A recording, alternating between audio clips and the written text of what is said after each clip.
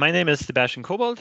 I'm a medical doctor and a professor for immuno-oncology at the medical faculty of the Ludwig-Maximilians University in Munich, Germany, and a deputy director of the Division of Clinical Pharmacology at the University Hospital of the same institution. I'm Mascha Binder. I'm a professor of medicine and head of medical oncology here at Basel University Hospital. And we did this great research together with Professor Kobold's group from Munich because we really share this common interest in specific cancer targeting.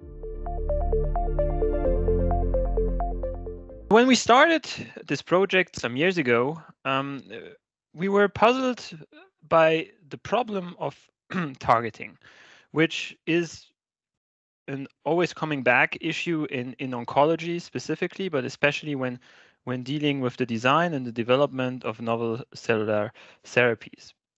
And some of you will know that the concepts of genetically engineered cells has come a long way, and that the implementation of so-called chimeric antigen receptor modified T cells, or CAR T cells, has already been clinically implemented in a range of refractory or relapse hematological cancer indications, and you will hear back more from that from my colleague in a minute.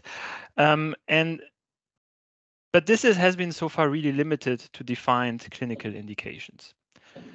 And so one thing we wondered a lot about was a specific disease called chronic lymphocytic leukemia, which is characterized, at least in subtypes of this disease, by recurrent mutations in their own receptors on the surface, which drives parts of the disease phenotype. So it's a subset. We're contemplating here a subset of this disease. And this disease defining feature has really pathophysiological relevance. And we wondered whether these mutations that are found on the surface of these cells, which are part of the disease phenotype, could be exploited for therapy and more specifically for cellular therapies, which is a keen and shared interest of Dr. Binder and myself. And so we wondered whether the specific mutations could be addressed by antibodies, so this has been described before, and whether these antibodies could be adapted to fit a CAR format. And this was really the starting point of the study. So we went on to to say we need these receptors to be designed to be able to test the hypothesis. And so this involved a lot of in vitro and in silico work to design these receptors. And we reasoned that this could then be best tested, these receptors, first in vitro models of cell lines and patient-derived models, as well as in vivo models, including, again, cell lines and patient-derived models. And one very important aspect that we clearly wanted to cover in that study is, of course, the discriminatory capacity of these receptors, because a big problem in that disease is, and other diseases as well, is how to discriminate clearly between the cancer cell and the healthy environment or other healthy cells in the human body. And we really felt that addressing these mutations on the CLL cell surface could be really a paradigm to circumvent this issue of specificity towards the cancer cell as opposed to the healthy cell, because these are mutations that are not found anywhere else. And so our hypothesis was that these novel CARs that we've had designed would be able really to do just that, to discriminate between a CLL, so a diseased cell, and a healthy cell. And we felt that if we would manage to demonstrate and to prove this hypothesis, that this could really be the setting stage and the starting point for a clinical development of the approach. And with that, I would like to hand over to my colleague, Dr. Binder.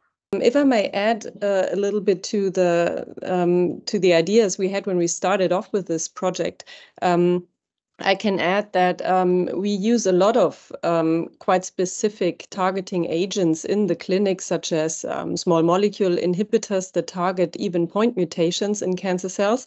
But the novel thing about our approach is that The point mutation in this case is really located at the external surface of the lymphoma cell as part of the B cell receptor, and that makes it really accessible by a cellular treatment such as CAR T cells. And what we found now as a result of our study is that we can really specifically target and eliminate CLL cells that carry this mutation in vitro and in vivo in our model systems, while sparing healthy B cells. And we've proven this in vitro, but also in different mouse models to show that we don't kill healthy human B cells, which is really a great thing, because the cellular treatments we currently have in the clinic, they all eradicate the B cell lineage completely. And this makes great trouble because these patients, they are just prone to infection. And the other problem is also that these cells may also lose part of their B cell receptor that is used for targeting with the common CAR T cells we have in the clinic, because the component that we target is essentially not essential for the cell, but can be lost. So what we now would really like to see is if this concept also works in a clinical setting, so first in human, and we are currently preparing a clinical trial to study this. And this trial also has to answer a lot of fundamental questions that we cannot address in the in vitro and in vivo models, such as the question if the fact that we are targeting a driver mutation, does that, prevent resistance development because the driver mutation is so fundamental for the cell that it will not lose this mutation even under great therapeutic pressure. And this is actually what we are currently up to, what we are preparing. There is a lot of complexity as to how to develop these clinical trials with, the specific GMP production facilities and regulations that have to be met. But we are optimistic that we can set this up in the coming years. And I hope that this will really give us a first mutation-specific cell therapy that can go to clinic, and that we can offer something that may even come close to cure for some patients with this form of chronic lymphocytic leukemia.